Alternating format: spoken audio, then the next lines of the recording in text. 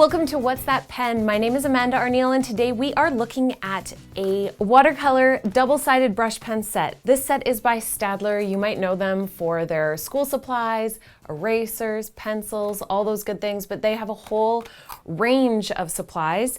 And I was super excited when I found this in Hobby Lobby. It was $35, but I had a coupon, so that made it totally affordable, especially considering that this pack has 36 colors in it. We will look at how different all of those colors are, and of course the vibrancy, because that makes such a big difference with a watercolor marker. We want it to be more of the artist quality than the student quality, because the artist quality will have very vibrant pigments and it will pop off the page. This is also available on Amazon for about the same price, but the full price. So if you can get to a store and buy them there with a 40 or 50% off coupon, that's definitely the way to go. Let's dive in and open this baby up.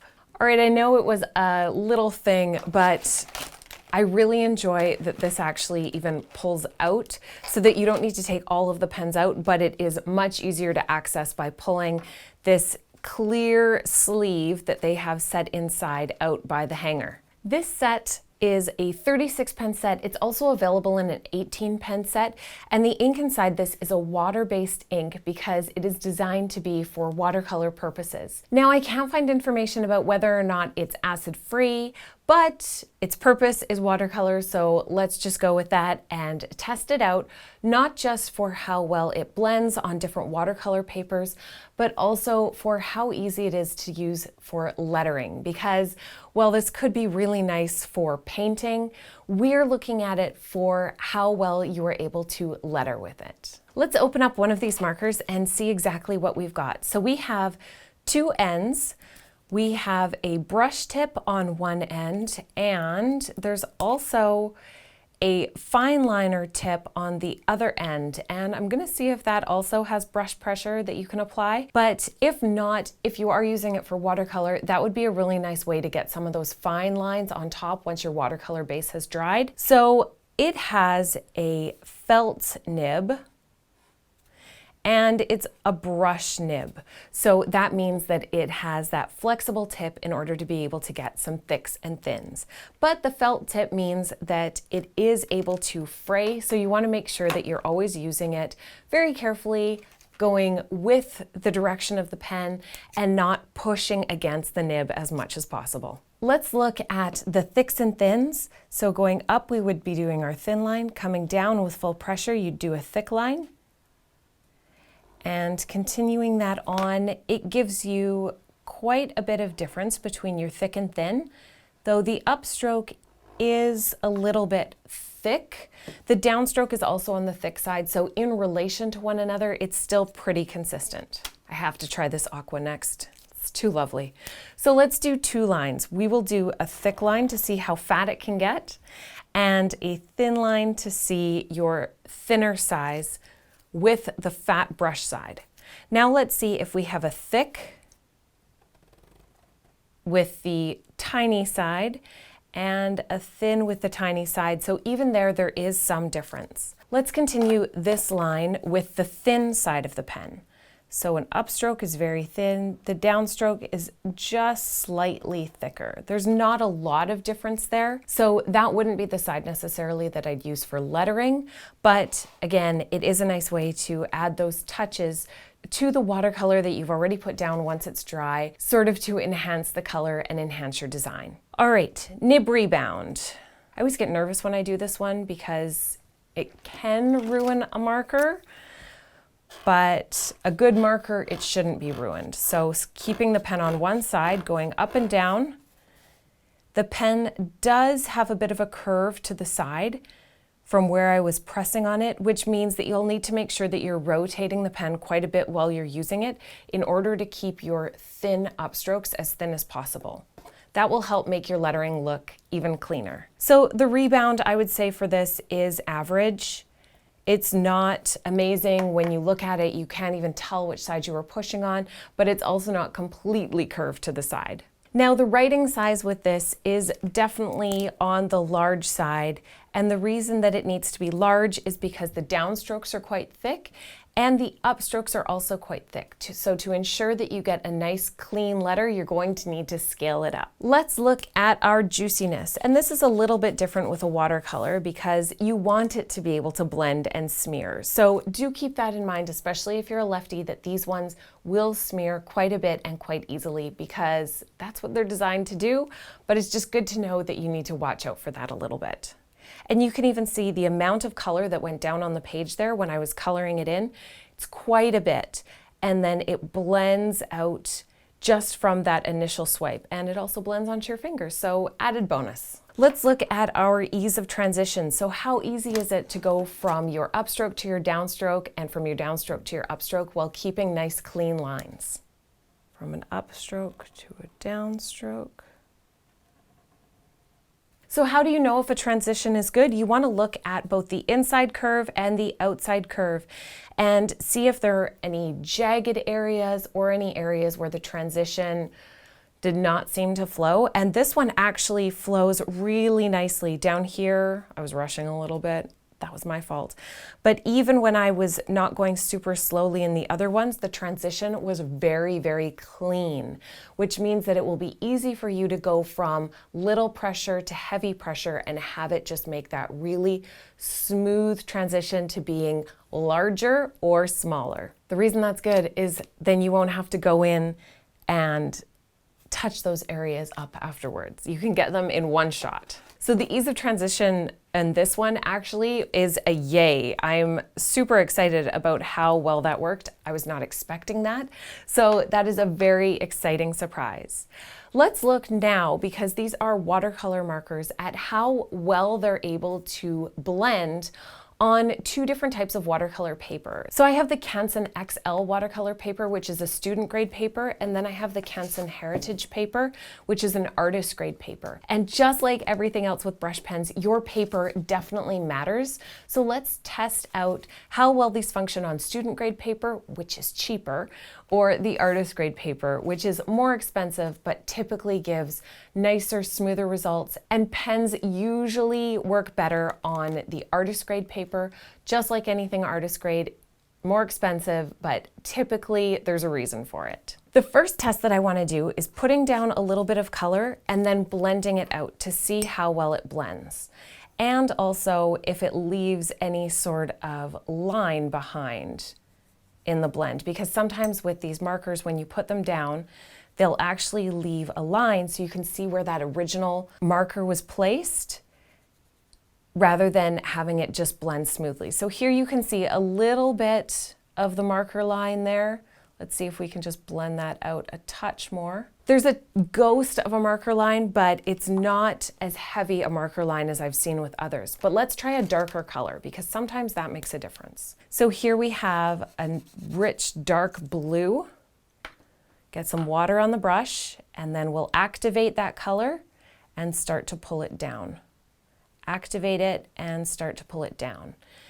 And then adding more water, we'll continue pulling it down to lighten up that color. See if we get any of that staining that we don't want to have happening as we pull it down, to ensure that we can still work within the color here to get a smooth gradient and still be able to play around with the color like I'm doing right now, pushing and pulling it without having it stain anything, which means sometimes that darker color comes down, you go to try to push it back up and it does not work. But this, again, super pleasantly surprised. I absolutely did not expect this nice result with such a dark color. Now, one other color that typically tends to be tricky for blending, and this is just on student grade paper, is a gray. So let's pull out a gray color here, if I can get it, and see if this gray will blend.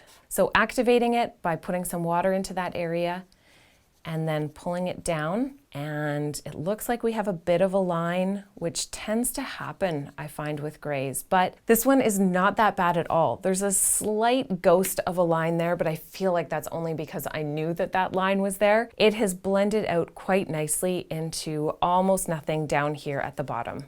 And again, this is student grade paper, so I'm very, very impressed by how well these are blending on the student grade, which means that there is good hope for the blending on the artist grade paper. Let's put down, we'll try some other colors here.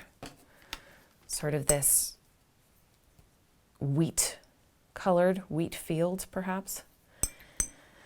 I mean, it's not the prettiest color, but it's a nice gold. And if we can get it to blend out, look at that beautiful blend. From this ochre sort of color into a golden tone to a lighter yellow. And again, it's blended very easily. I'm gonna have to use these pens more often. They're nice. I've had these sitting in my drawer for a while because I wanted to wait to use them until I could share them with you, and now I'm very excited. Since I've opened them with you, now I can actually start to use them. So we'll try one more color. This is also helping to give a sense of the color variety within the pack.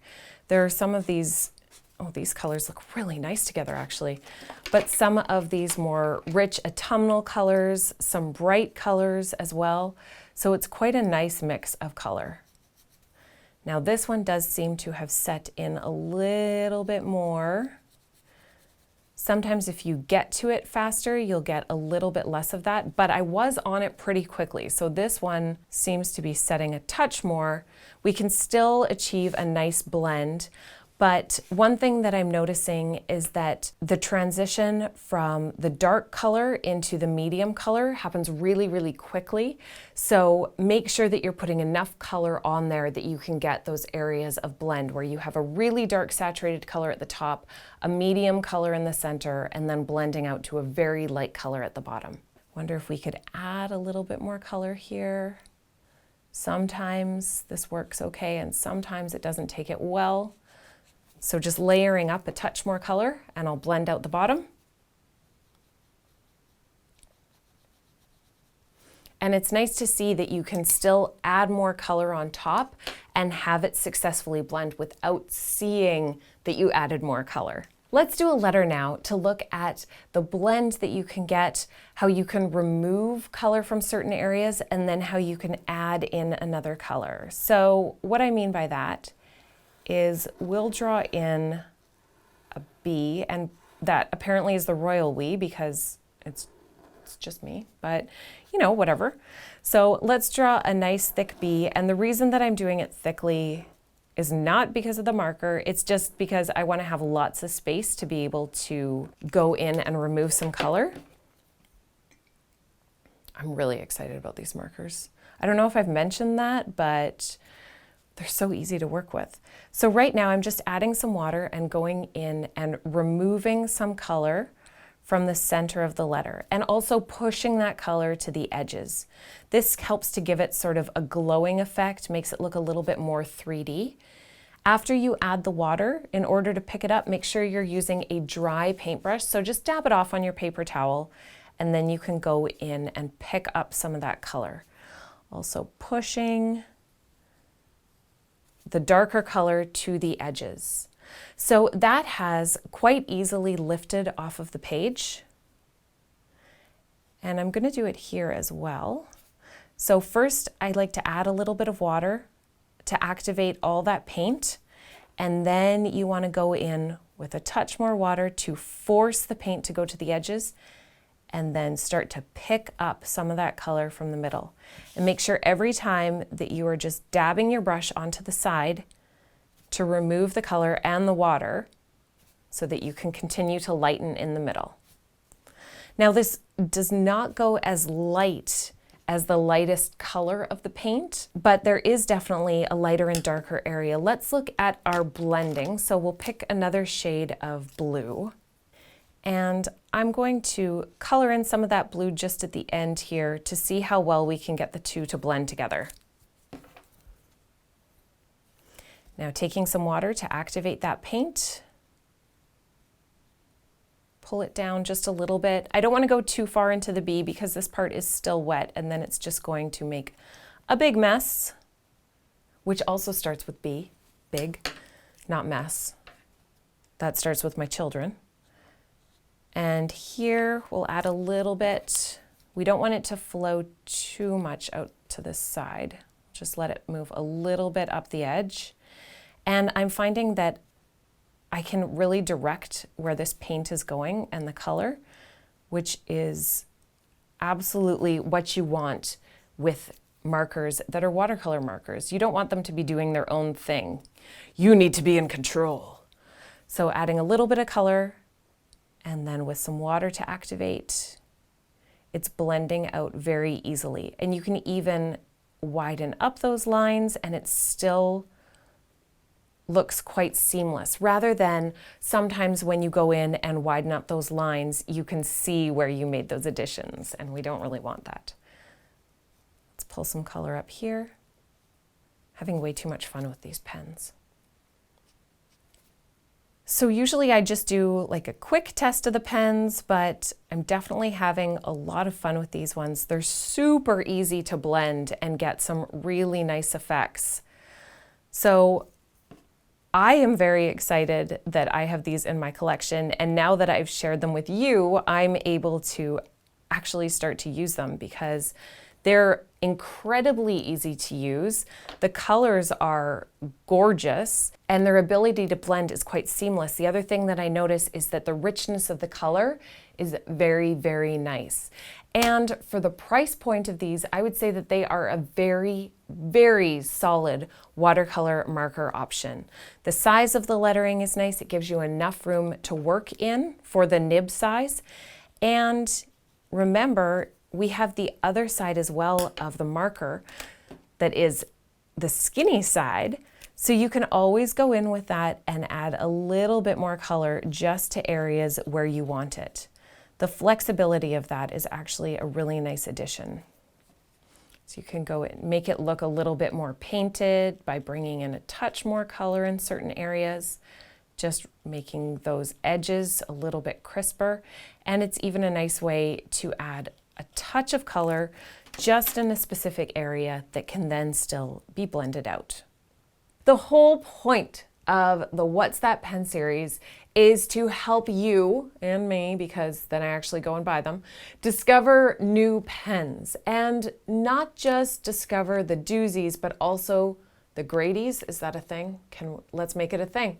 So these are pens that I did not expect to be awesome, and I'm super excited that they are in my collection now. The price of them, especially if you can find them and use a 40 or 50% off coupon, that makes them easily less than $1 per pen. It brings it down to like 50 or 60 cents per pen. The variety of colors that you get, the ease of blending even on student grade paper, and the amazing transitions. These pens are ones that I will be using a lot. And if you can find them, especially with a coupon, it is an absolute no-brainer. I would say that the 36 pack has a gorgeous variety of colors. So that one, if you can find it, is probably the way to go. I know usually when I buy the smaller pack and then I say, oh, I wish I had a coral or I wish I had an aqua. It's never in the smaller pack, but it's definitely in the big one. There are so many different colors for you to enjoy. It's so crisp and clean. It's so easy to blend. If you want to get into doing some watercolor lettering with markers, this is definitely a good way to go. There are some other watercolor markers, of course, that I have reviewed and will continue to review. And if you're messaging me about the Dom's pens, they are on their way. They're being shipped. It's just taking a really long time because they have to go through multiple countries. So please be patient with those. But for now, enjoy this set and definitely add it to your wish list.